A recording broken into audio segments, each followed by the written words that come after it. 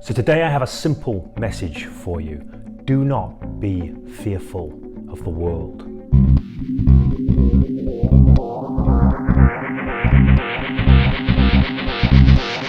Hi there, this is James Tripp with a video for James Tripp Chaos Wave. You already know the title of this video. I shared it up front. Do not be fearful of the world.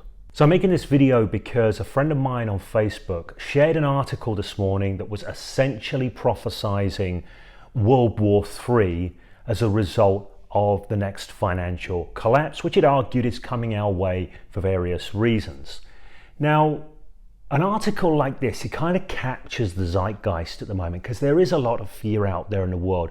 There seems to be some pretty significant shifts occurring geopolitically. Over here in the UK, there's Brexit, there's all sorts of things. There seems to be a shift towards more extreme populist right-wing politics across the European continent, across the US, all of these sorts of things. Many of these things, many people see as bad. I'm sure some people think they're good and the way forward, but that's not what this is about. This isn't a political video. This is a video about fear. It's a video about catastrophe. It's a video about what if this awful thing happens and should you be afraid? I'm going to argue the answer is no. So why not? Why shouldn't we be afraid? If we're seeing all these things happening, they don't look like good things. They look like they're pretty catastrophic. Why shouldn't we be afraid? Well, first thing I'm going to point out, I'm not suggesting here that we all just go, yeah, everything's going to be all right. Let's feel good and let's be optimistic and everything will be good. You know, I think that there are times and places for being a bit pessimistic, looking into the abyss and seeing what might be going on. But the fact of the matter is, if you're watching this video right now, your ancestors have survived a hell of a lot, maybe even thrived through a hell of a lot. Because if we were, for example, on the edge of some global systems collapse that was going to plunge us into a new dark ages, well, it wouldn't be the first time. When people learn history at school, I don't know how it is in other places, but when I grew up learning history in the UK, we got given this history, this potted history, the kings and queens of Britain and all of this. Nobody really taught us anything about the ancient world. So I never knew anything about what's called the late Bronze Age collapse and the dark ages that followed. Essentially, if you look back in history to about 2000 BC, around about that point, around the Eastern Mediterranean, around the Aegean Sea, there were about 8 or 9 well-established civilizations, very sophisticated civilizations. The Mycenaeans, the Minoans, the Egyptians, etc., all around here. There's about 8 or 9 civilizations there. And if you look back at their artifacts, they seem to be really sophisticated, really highly sophisticated, and absolutely thriving up until around about 1200, maybe just afterwards. And then across the space of one generation, the next 50 years, all bar one of those civilizations disappeared and was wiped out.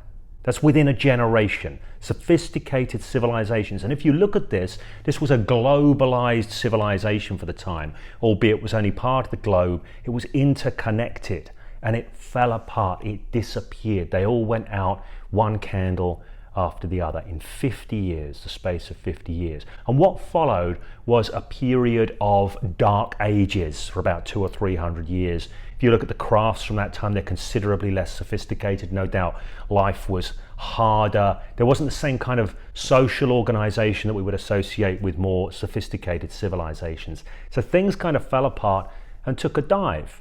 And then after that, new beginnings, new things flourished. You get the classical Greek era come out of it, and then afterwards the Roman Empire.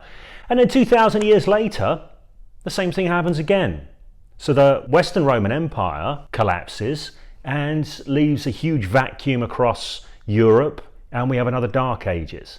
So this is a thing that happens, and you're watching this, and your ancestors survived it. Not only did they survive it, from your perspective, it's probably a good thing. You wouldn't exist if these events hadn't happened. Isn't that an interesting thing? Now, of course, that doesn't change things. If we were facing such an event, if we were facing the end of the world as we know it, i.e.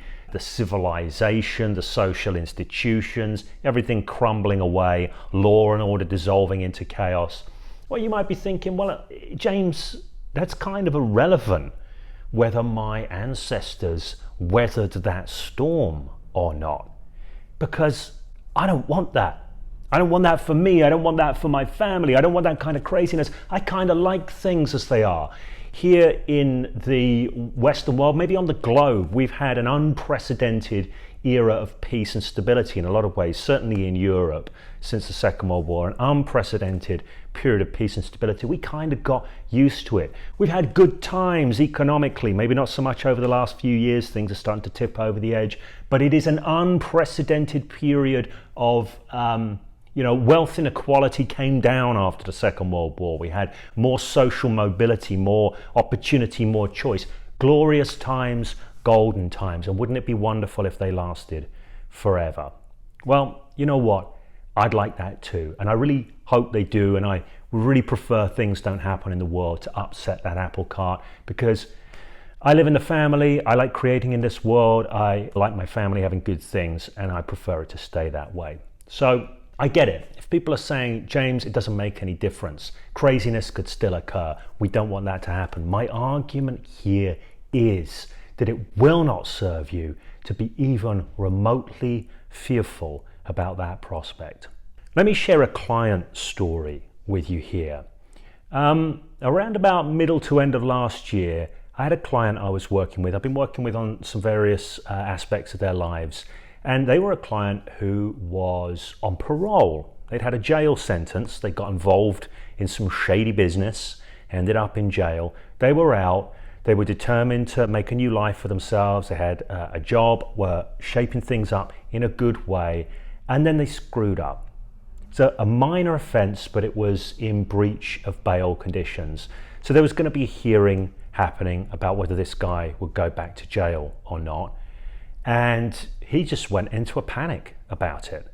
Complete panic. He was in a right state, complete meltdown. He'd withdrawn from his family, withdrawn from his friends, withdrawn from life, hadn't gone into work, lost the job. Everything started falling apart because of his worry, his fearfulness about this awful thing that was going to happen. He did not want to go back to jail. So he sat in front of me, worried, caught up in fear, bound up in knots of fear. I said, what's all this about? I said, you've been there before. You know you can handle this. You know you've got this inside of you. He's like, yeah, I know, but I'm just, you know what they say? He said, hope for the best, but prepare for the worst. I said, is this what you're doing? I said, it doesn't look like you're preparing for the worst. It looks like you're worrying about the worst. And that's a very different thing, preparing for the worst versus worrying about the worst. Now he looked at me. He actually calmed down a little bit at this point and looked at me and said, yeah, I'm worrying. I said, so what would you be doing if you were actually preparing? If you were actually preparing? And he said to me, well, first thing, I'd need someone to look after the house, and I'd need someone to look after the dog. Anyway, we got into him organizing his mind in such a way that he knew he could meet this thing. Even though he didn't want this thing, he came to see that he could meet it. He came to see that he could mitigate the downsides. He came to see that maybe he could even utilize the upsides. So his hearing came around, and he was still hoping he wasn't going to go back to jail, but guess what? He went back to jail. Now he's going to be coming out very soon. He's done fine. His house got looked after. Things haven't fallen apart catastrophically. Yes, he's been put back a bit, and he has new challenges when he comes back out into the world. But nonetheless, he handled it. And he was only able to handle it when he stepped away from fear, away from worry, away from anxiety, and into power and choice, consideration about how he might meet that. So what are the implications of this in terms of what might happen in the world? How does this story relate? Well, I'm not here saying to you, hope for the best, but prepare for the worst, implying preparing being some sort of bunker mentality thing where you start getting provisions together and all of that kind of stuff. Maybe you want to do that. Personally, I don't want to live my life like that. I don't want to be taking my focus off what I'm creating in the present, mitigating a possible future. Why? Because I'm a human being. Human beings have a terrible track record for predicting the future. So if I'm trying to predict the future and prepare for it, I'm not living my life right now. That is not going to serve me. So I'm not advocating that to anybody out there. I've said before, as a coach and as a trainer and as a teacher, I wear my biases on my sleeve.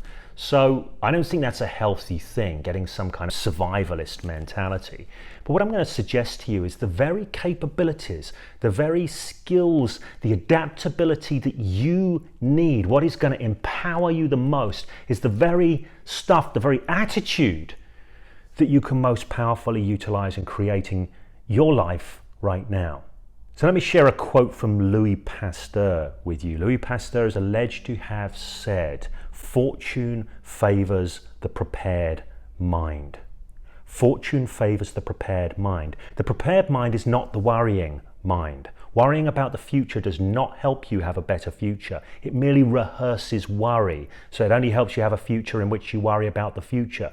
The prepared mind stops and considers, how am I going to meet this?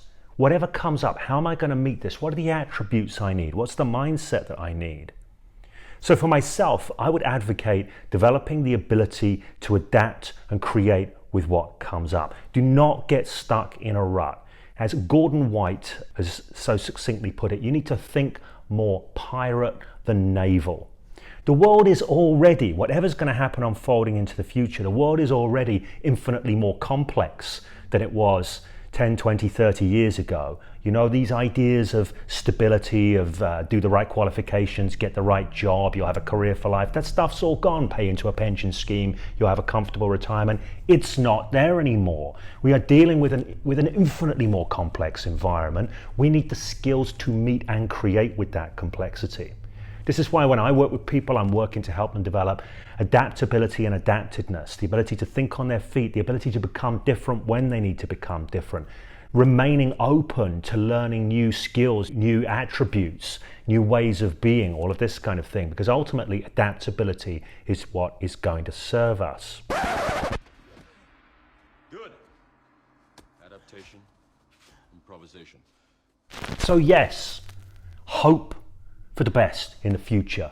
I hope for the best. I want for the best. I will for the best. And also, I'm not preparing for the worst. I'm preparing for what's happening right now, which is chaos. I need to be able to create with this. I need to be able to work with this. My bias is that I'm going to advocate that that's going to serve you too far more profoundly than getting caught up in like, oh my God, what if this happens? What if that happens? The world is turning to crap, whatever.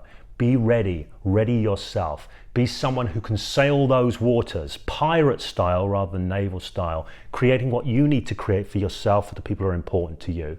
And the last thing I'll say about this is some people watching this might say, well, James, that's a very selfish view. You know, when the world is out there, what if the world is going to hell and you're just out there steering your own ship, doing your pirate thing? Well, I'm not saying that. I'm saying if you can stick a lever in somewhere and make a difference, you go do it.